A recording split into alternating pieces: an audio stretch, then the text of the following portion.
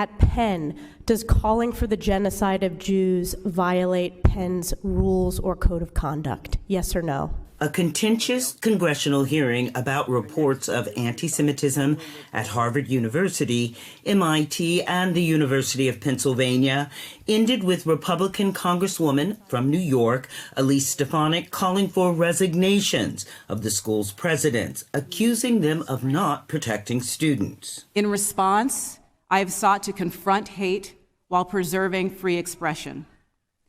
This is difficult work, and I know that I have not always gotten it right. And this is why you should resign. These are unacceptable answers across the board.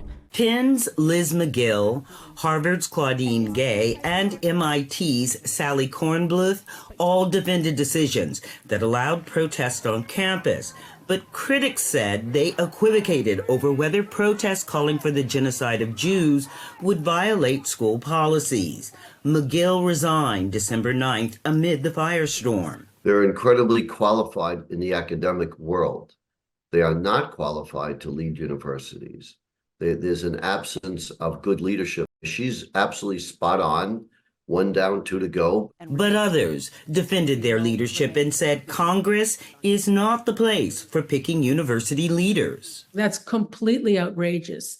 The idea that a sitting congresswoman feels it's her responsibility or that she's entitled to determine who runs a university is outrageous. This is completely counterproductive. This American higher education is the envy of the world. It's globally preeminent because of our robust protection of academic freedom. Days after the hearing, Harvard's and MIT's governing boards backed their leaders, although some donors to the schools continue to criticize their decision.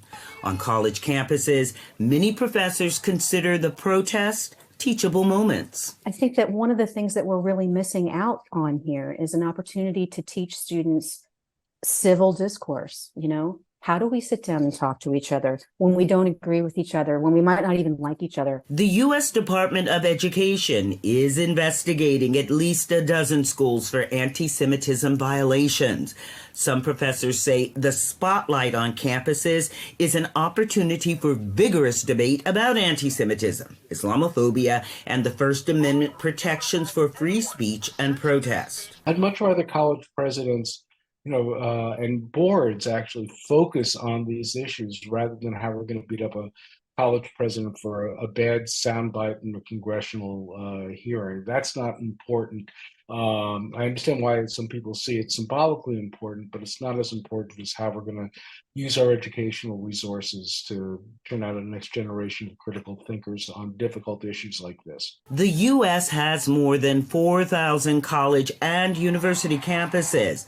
Not all, or even most, are accused of anti-Semitism or Islamophobia.